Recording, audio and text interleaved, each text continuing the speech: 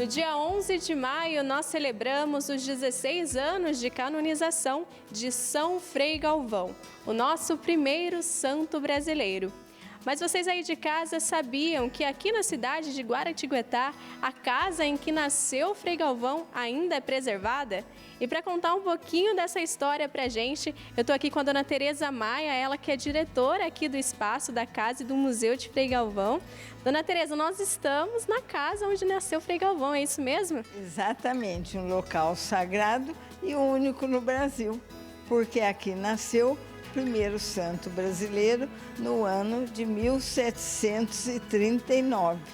Hoje nós temos aqui um museu com lembranças da vida dele, dos milagres dele e do tempo, principalmente do tempo em que ele aqui viveu. E dona Tereza, São Frei Galvão foi um santo como a gente, né? Brasileiro. Conta um pouquinho, né? Como que viveu esse importante santo da nossa igreja em sua infância, adolescência? Então, ele tinha muitos irmãos, ele era o quarto deles e ele morava aqui com a família.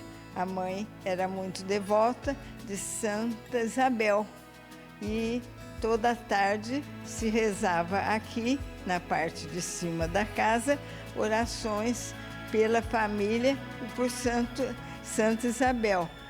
E daí que ele pegou o nome de Santo Antônio de Santana Galvão. E aqui no espaço tem muitas relíquias, né? Muitos materiais que foram usados por ele. A senhora podia contar um pouquinho pra gente do que tem aqui? Então, nós temos aqui, em primeiro lugar, as pílulas que ele teve a inspiração de fazer para cuidar de doentes e de pessoas que estavam com problemas de saúde e problemas pessoais. Temos também um cordão que foi usado por ele, que foi motivo de um milagre na época e que a partir daí ficou um cinto que era pedido pelas parturientes para quando fosse dar luz, amarrar na cintura e ter o bebê naturalmente. Porque precisamos lembrar que naquela época não havia cesárea. Então as crianças eram obrigadas a nascer de parto natural, o que nem sempre era muito saudável. Morria muita mãe e muita criança. E aí ele teve ideia de fazer as famosas pílulas para acudir às mães e que elas, tomando com fé, tivessem os filhos saudáveis e naturalmente. Frei Galvão, ele proporciona, né, não só ao povo brasileiro, muitos milagres, né, dona Tereza? E qual a importância de São Frei Galvão na vida da senhora e da sua família? Em primeiro lugar, os próprios milagres.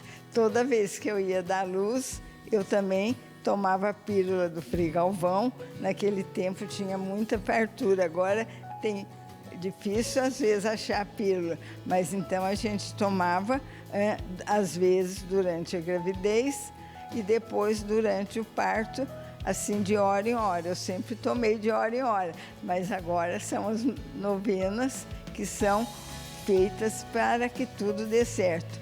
E a quantidade de cartas agradecendo milagres do Frei Galvão que chegam no Museu Frei Galvão estão guardadas como documento da grande santidade que ele tem no atendimento das pessoas.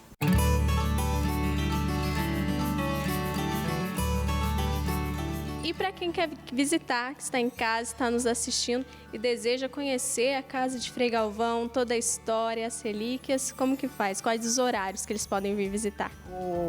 A casa de Frei Galvão, essa sala e a visita pode ser feita diariamente das 9 da manhã às 18 horas da tarde. Então fica aqui o nosso convite para você aí de casa vir até a casa de Frei Galvão, né? Como diz a dona Tereza, este lar abençoado, né? Onde viveu o nosso primeiro santo brasileiro. Então você que está dando uma passadinha aqui em Guaratinguetá, né, dona Tereza? Então, venha visitar, é uma casa colonial porque ele viveu no Brasil colônia. Ele nasceu em 1739 e faleceu em 1822, quando o Brasil ficou independente de Portugal. Então a casa conserva muitas das características de uma casa colonial e temos aqui detalhes importantes e interessantes sobre a vida de Frei Galvão. Os milagres, eu acho bom, uma obrigação de todo brasileiro visitar a casa de Frei Galvão em Guaratinguetá.